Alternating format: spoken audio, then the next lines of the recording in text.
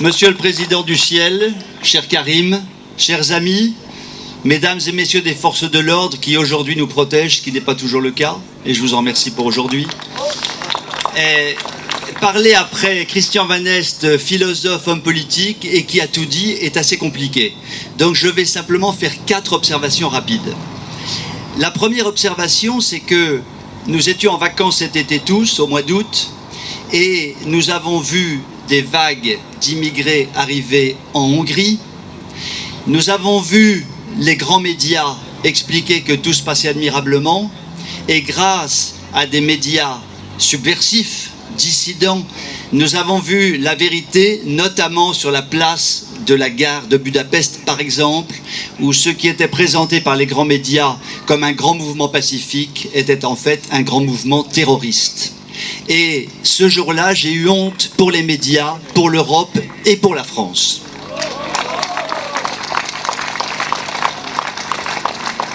Le deuxième point que je voudrais souligner rapidement, ça concerne la politique du gouvernement hongrois. Alors, ça a été très bien évoqué tout à l'heure, donc je serai très rapide. En fait, que fait le gouvernement hongrois? Il estime que la famille hongroise est la base de tout, que si elle est épanouie, la nation hongroise sera épanouie, et que donc son investissement dans une Europe des nations sera positive, et l'on pourra irradier le monde entier. Que disent les mondialistes qui nous gouvernent mondialement? Ils disent que l'idéologie mondialiste doit s'imposer notamment à l'Europe, qui n'est qu'une structure technocratique et autoritaire, qui doit détruire les nations au profit d'États anonymes et évidemment déconstruire la famille. Donc nous voyons bien que nous sommes en position rigoureusement inverse, et c'est pour cette raison que Viktor Orban est effectivement l'homme à abattre avant tout. La troisième observation que je voudrais faire, c'est sur le problème de l'immigration. Nous vivons sur un gigantesque mensonge qui marche médiatiquement extrêmement bien. Lorsque l'on annonce 1 200 000 immigrants en Allemagne, c'est évidemment un pur mensonge. Pourquoi? Parce que quand Merkel dit qu'elle est prête à accueillir 1 200 000 personnes, d'abord, nous savons aujourd'hui que cette année, ce sera probablement 2 millions. Donc c'est un premier mensonge.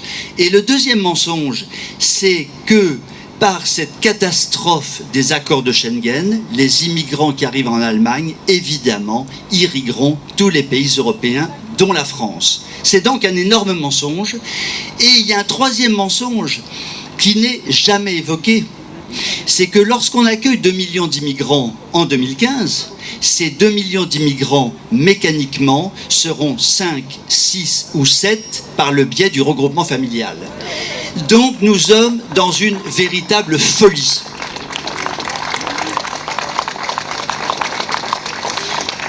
Et puis le quatrième et dernier point, qui sera finalement ma conclusion, c'est qu'aujourd'hui nous avons 2 esprits finalement.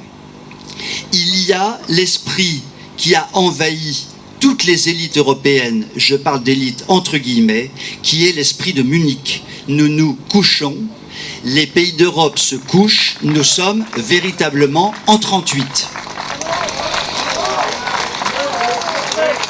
À côté de ça, il y a mon ami Christian Van Est, pour lequel j'ai écrit un livre il y a quelques années pour essayer de sortir de son mauvais pas, mais il en est sorti, bravo.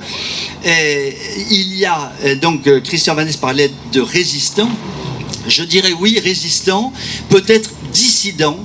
J'ai l'impression que nous nous enfonçons, en vérité, dans un régime à la soviétique où véritablement la dissidence est en train de remplacer la résistance. Donc c'est résistance et dissidence, ce qui est compliqué pour nous, mais nous y arriverons. Et pour conclure, et ce sera vraiment ma phrase de conclusion, je pense qu'aucun d'entre nous ce soir ne se sent Charlie, mais il se sent sûrement Hongrie. Merci.